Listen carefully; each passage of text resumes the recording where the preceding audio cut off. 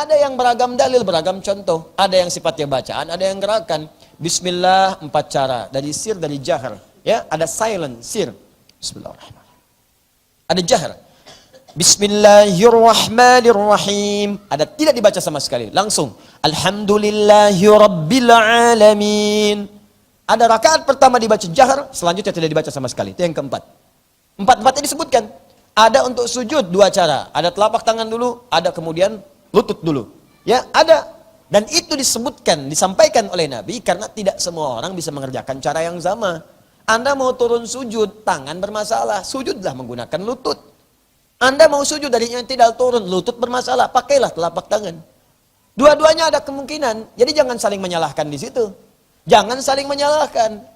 Yang salah itu yang sholat pakai kepala duluan. Jadi belum nyampe udah kepala duluan. Ribut duluan. Itu yang salah. Naik, angkat, silakan. Ada yang begini satu, ya.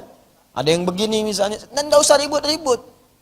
Pernah di Jakarta dulu, sekitar 2-3 tahun ke belakang saya mengisi, ada 2 orang di Jakarta ribut, Anda bayangkan, gara-gara i'timad. I'timad itu bersandar kepada tanah atau tempat sujud, ya, sebelum naik ke atas. Jadi ada yang begini, ya, yang begini, kepal, ada yang begini. Nah, itu ribut, saya yang benar. Oh, enggak, kamu salah, saya yang benar. Ya, Masya Allah. Jadi ribut tuh. Ternyata Allah berikan jalan. Apa jalannya? Dalil disampaikan masing-masing masih bertahan. Gampang. Dulu kan masih musimnya batu akik. Batu akik cincin. Sampai dicari-cari. Sampai yang paling lucu kita pernah bawa batu kali. Disebutkan. Ini akik. Wah, rebutan. Ya. Teman-teman sekalian. Yang tadi pakai kepalan ini. Dia qadarullah pakai batu akik. Di sini. Jadi begitu turun. Tekan kerasa tuh. Ya. Besoknya.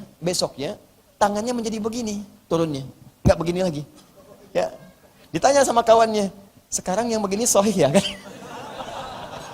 Karena pas begini pakai batu, gitu kan? Pakai batu akik, pakai cincin. Jadi nggak sempat kemudian begini karena sakit, jadi begini. Jadi disitulah ketemu kemudian belajar, akhirnya teduhlah satu sama lain. Diindah gitu, mau begini silahkan. Nah, yang saya ingin katakan, dari Nabi diajarkan semuanya, sahabat mengajarkan, turun ke tabi'in, turunlah kemudian ke ulama-ulama tadi. Dulu sahabat menerima dengan lisan. Disampaikan ke tabi'in, ada yang mencatat, ada yang menghafal. 4 orang ini, 4 bintang ini, itu hafalannya luar biasa. Syafi'i jangan ditanya. Karena mau tanya gimana, sudah meninggal beliau. Ya. Tapi hafalan luar biasa. Baca sirahnya, saya punya itu, saya kumpulkan tuh obatnya. Imam Abu Hanifah begini kisahnya. Imam Malik begini kisahnya. Imam Syafi'i begini, dari ibunya mendidik, dari menuntut ilmu. Imam Ahmad seperti apa? Kumpulkan satu-satu. Allahu Akbar kecerdasannya.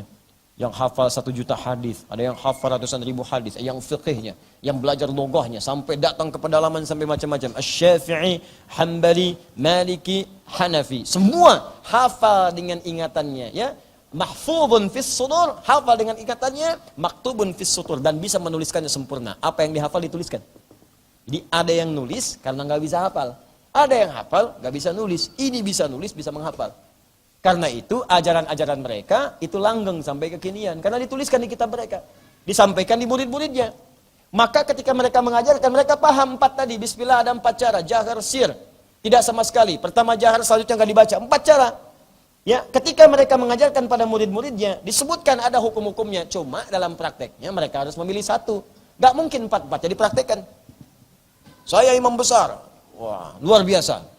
Saya tahu fikih semuanya. Maka dalam salat subuh kali ini saya akan bacakan bismillah dengan 4 cara. Enggak ada. Nabi aja orang paling takwa. Orang paling takwa, imam manusia paling besar dalam kehidupan dunia sampai ke akhiratnya. Tetap dalam salat versi yang dibaca sekali. Kadang beliau bacakan jahar, kadang beliau bacakan sir. Kadang dibaca pertama selanjutnya tidak. Kadang tidak dibaca sama sekali untuk menunjukkan kebolehan itu. Anda siapa? Nabi bukan, Rasul bukan, imam bukan, makmum kadang-kadang. Tiba-tiba Anda katakan, baca 4-4-nya. Bismillahirrahmanirrahim. Bismillahirrahmanirrahim. Tidak dibaca sama sekali. Enggak. Nah, karena al-imam al-a'immah al-arba'ah ini, haula 4 imam ini, Abu Hanifah, Malik, Asy-Syafi'i, kemudian Imam Ahmad, mesti memilih salah satu. Maka dalam bahasa Arab ketika condong ke salah satu disebut ma dhahaba ilaihi, ma dhahaba ilaihi. Ya, hal yang cenderung untuk diambil, untuk dipraktekkan, disingkat jadi madhab. Maka dikenallah mazhab Asy-Syafi'i, mazhab Hanafi, mazhab Maliki. Paham sampai sini dengan singkat? Paham. Jadi mazhab itu jalur belajar sampai ke Nabi dari imam tertentu yang nasab keilmuannya sampai kepada kita. Kalau diteliti rata-rata umat Islam sekarang, umumnya hampir semua pasti bersumber dari imam yang 4 ini. Silahkan dicek, ketemunya ke situ juga. Akan menyebar. Saudi misalnya, Hambali mazhabnya dari jalur Imam Ahmad. Diikuti ke bawahnya sampai sebelum-sebelumnya. Ada Syekh Ibnu Qayyim Al-Jauziyah, sebelumnya lagi ada Ibnu Taimiyah rahimahullah. Sampai ke sini lagi ada Syekh Muhammad Nasruddin Al-Albani misalnya, sampai terus sampai ke kita ke sini. Ada Syekh Utsaimin misalnya, ya, ada Syekh Shalih Fauzan terus. Ya, Asy-Syafi'i banyak. Ya, ada Syekh misal Ramadan Al-Buti, ada Syekh Wahbah Az-Zuhaili rahimahullah. Ya, terus sampai kekinian sekarang. Ya, di Imam Maliki ada, ya, sampai misalnya Maliki ada Syekh Rabiti sekarang menyebar di Afrika Utara. Ya, di misalnya sekarang Libya, Tunisia, Maroko, Aljazair, Maliki. Ada. Ya, Hanafi, Syekh Dahlawi misalnya yang di India sampai ke Pakistan, sampai menyebar, ada semuanya. Nah, maka kalau disebutkan Asy-Syafi'i itu artinya berislam asasnya Al-Qur'an, sunnah, jalur pembelajarannya dari Imam Asy-Syafi'i. Maka Imam Ibnu Katsir itu Asy-Syafi'i, jalur pembelajarannya ke Imam Asy-Syafi'i. Saya tanya pada Anda, Imam Asy-Syafi'i kunut tidak? Bismillahnya sir atau jahar? Bismillahirrahmanirrahim. Asy-Syafi'i. Allahumma hdina fiman hadait. Asy-Syafi'i kunut. Nah, jadi kalau Anda baca tafsir Ibnu Katsir, artinya Anda sedang belajar dari keturunan dari murid-muridnya Al-Imam Asy-Syafi'i dalam bidang tafsir. Kalau Anda belajar yang lain misalnya Ibnu Qudamah atau yang lain, itu Hambali. Imam Ahmad muridnya juga Imam Asy-Syafi'i. Kadang murid dengan guru tidak harus sama. Imam Ahmad muridnya Asy-Syafi'i, tapi kemudian mengembangkan mazhabnya Hambali, tidak kunut. Kunutnya nazilah, ada peristiwa baru kunut. Tidak ada peristiwa butuh doa, tidak kunut.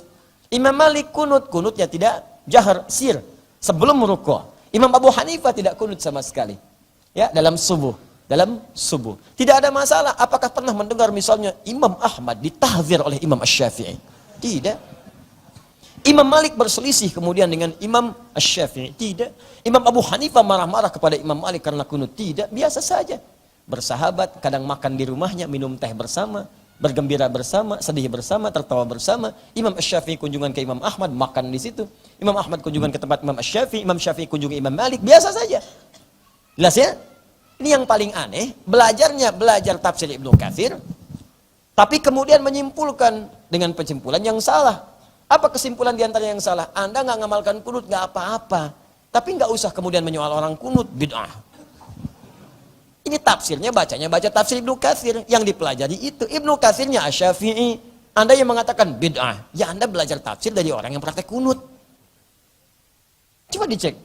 Kalaupun nggak dipraktekkan, misalnya Ibnu Katsir nggak kunut kok, tapi beliau Asy-Syafi'i menghormati gurunya. Nggak ada masalah. Anda nggak kunut, nggak ada masalah. Jangan nyual orang kunut. Al-Bukhari, Asy-Syafi'i, Imam Al-Bukhari itu Syafi'i. Tuh, hati-hati. Tapi jangan juga Anda menyoal orang yang tidak kunut. Imam Ahmad hafal 1 juta hadis, tidak kunut dalam subuh, biasa saja.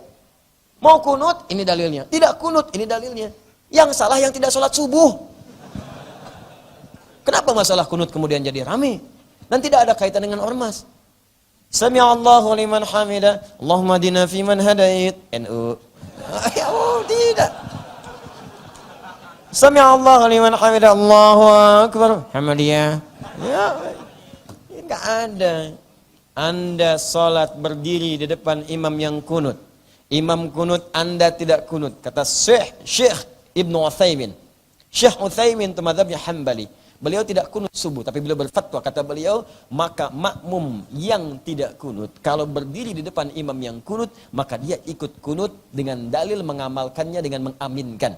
Dalilnya, awas, innama ju'ilal imamu liyutamma bihi, fa qira'atul imam qira'atul makmum. Adapun imam dijadikan untuk diikuti, maka setiap bacaan imam menjadi bacaan makmum. Jika imamnya kunut, maka makmum yang mengaminkan. Persoalan angkat tangan itu persoalan yang lain, karena boleh mengangkat, boleh tidak. Di ketika imamnya kunut, Allahumma hdina fiman hadait, amin. Walaupun Anda tidak kunut subuh, yang Anda pilih tidak kunut, tapi ketika imamnya kunut, Anda ikut. Karena mustahil makmum beda dengan imam. Mana ada imam sujud makmum ruku? Makanya kalau imam kunut, antum aminkan. Imam, Allahumma hdina fiman hadait, antum di belakang, amin. Mau ngangkat, silakan. Tidak, nggak ada masalah. Jadi cukup tangan begini pun boleh. Amin. Angkat silakan. Jelas ya? Dan jangan dicela. Allahumma hdina fiman hadait. Bid'ah. Kok bisa sholat di belakangnya? Kalau Anda kunut, imam tidak kunut. Ikuti tidak kunut. Dan tidak perlu sujud sahwi. Ini imam dah sujud di atas saja begini. Imam sudah duduk di antara dua sujud. Wassalamualaikum Muhammad. Masih berdiri di atas. Jangan terlampau soleh. Kalau imam tidak kunut, ikut tidak kunut. Imam salam, selesai sholatnya. Dan tidak usah sujud sahwi. Sujud lagi, Allahu Akbar, bangun, salam lagi. Kenapa sujud lagi? Imamnya lupa nggak kunut. Bukan lupa. Imamnya memang nggak ngamalkan kunut. Kalau begitu kan enak cara kita beribadahnya. Nikmat kita. Tahu dalil, taruh argumentasi, dan nggak usah marah-marah. Ini kan aneh, baru selesai sholat udah ribut. Terus manfaat sholatnya apa? Kan sholat itu mencegah dari keributan. Ribut itu mungkar. Jadi kalau ente baru sholat langsung ribut, berarti sholatnya nggak ada manfaatnya.